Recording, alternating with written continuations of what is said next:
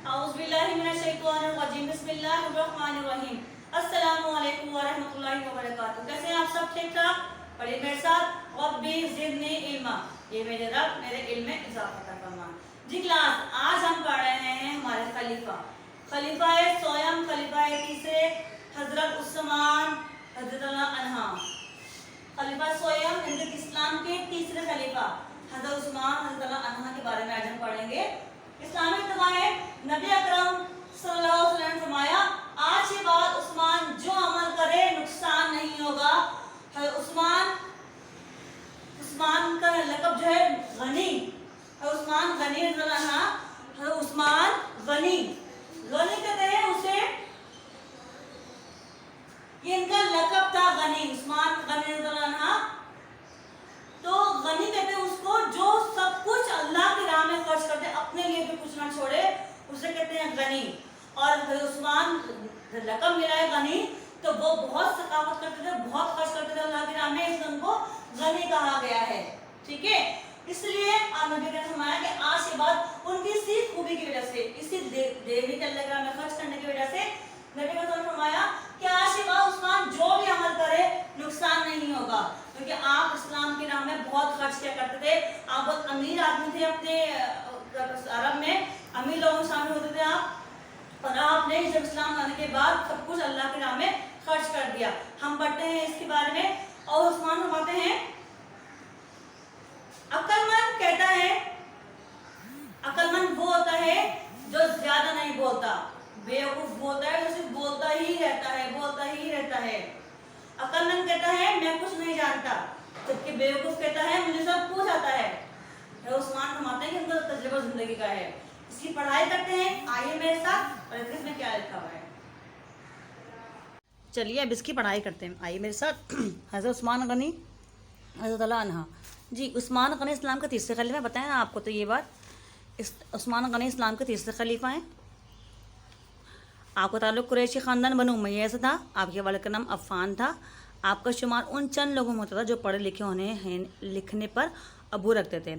कुरैश, सही है ना, आपका ताल्लुक़, आप पढ़े लिखे भी थे और आप बहुत मालदार भी थे। कुरैश की तरह आपका पेशा भी तिजारत का था, और अपनी सदाकत, मेहनत और सुलह पसंदी की बदौलत मक्के के मशहूर लोगों में शुमार थे। जी हाँ, आप अपनी मेहनत, सदाकत और सुलह पसंदी की वजह से मक्के के मशहूर लोगों में शुमार थे। आपने अपनी दौलत हमेशा नेकी कामों में खर्च की, इसलिए आपको गनी का लक़ब दिया गया।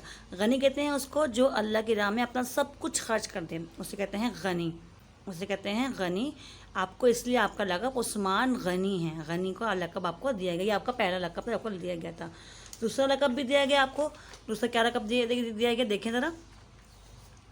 दूसरा लक़ब दिया गया है कि आपको कातिब वही कहा जाता है, क्योंकि आपने इस कुरान शरीफ को अपने हाथों से लिखकर उसके मुतादिद नुस्खे मुमलिकत इस्लामिया के और ममालिक में जहाँ पे इस्लाम था वहाँ पहुँचाए, ताकि इस कुरान शरीफ कुरान अपनी असली हालत में बरकरार रहे। इसलिए आपको इस कारनामे के बदले आपको जामाइल कुरान भी कहा जाता है, सही ना। इस तरह एक और शर्फ आपको हासिल हुआ कि आप की दो साहबजादियाँ आपके निकाह में आई। पहली हज़रत रुकैया के इंतकाल के बाद पहले थी आप की बेटी और रुकैया रज़ियल्लाहु अन्हा के इंतकाल के बाद दूसरी साहबजादी उम्मे कुलसूम रज़ियल्लाहु अन्हा आपके निकाह में आई। इस तरह आपको ज़ुल्नुरैन भी कहा जाता है, यानी कि ज़ुल्नुरैन यानी कि दो नूर वाला भी कहा जाता है, क्योंकि आप की दो साहबजादियाँ आपके निकाह में आई थी, इसलिए आपको ज़ुल्नुरैन कहा जाता है। ठीक है, इसके बाद आपने यहाँ बहुत सारे काम किए इस्लाम के साथ के लिए। जंगें हुई, जंगों में साथ दिया आपने। सहाबे के हमरा हुदैबिया के मकाम पर आपने एक मुज़ाकरात किए, इसमें आप सल्लल्लाहु अलैहि वसल्लम भी शामिल थे। उसमें उस सहाबा को जमा किया और उनसे बैत ली। इस बैत को बैत रिज़वान कहा जाता है। आगे चल के इस बैत को कुछ मसला हो गया था, इसलिए मक्के वालों ने उसका नाम चेंज करके इस माहदे को मुआहदा हुदैबिया या सुलह हुदैबिया के नाम से मंसूब कर दिया। एक दफ़ा रूम के बादशाह ने मदीने में हमला कर दिया। आम हालत मुसलमान की हालत अच्छी ना, इसलिए आप वसल्लम ने जहाद का ऐलान फरमाया। तो अहले सरबत यानी कि तमाम जो मुसलमान जो काबिल थे कुछ करने के मुसलमानों के, उन्होंने माली इमदाद की। और इसमें भी उस्मान ने दिल खोल कर चंदा दिया। 10,000 फौजी सामान दिया, जंगी सामान दिया उन्होंने 10,000 से ज़्यादा। और इसके अलावा उन्होंने 1,000 ऊँट दिए, 17 घोड़े, 1,000 दिनार नकद दिया। हुजूर ने उनका इशारा देखकर फरमाया, उनकी जज्बत देखकर फरमाया, आज के बाद उस्मान कोई काम عثمان کا کوئی کام اس کو نقصان نہ پہنچائے گا، یعنی کہ جو بھی کام کرے گا عثمان اس کو فائدہ ہی ہوگا، نقصان نہیں ہوگا۔ عثمان حضرت اللہ عنہ ان کچھ نصیبوں میں سے ایک ہیں جن کو عشرہ و بشرہ، یعنی کہ اپنی زندگی میں ہی جنت کی بشارت کا حکم دیا گیا تھا کہ آپ جنت میں جائیں گے۔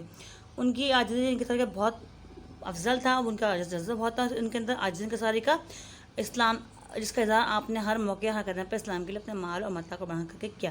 ان میں عاجزی انکساری کٹ کٹ کے بھری تھی، اس جذبے کا انہوں نے اظہار اسلام کے ہر عمل میں اپنا مال و متاع کو بڑھا کر کے کیا۔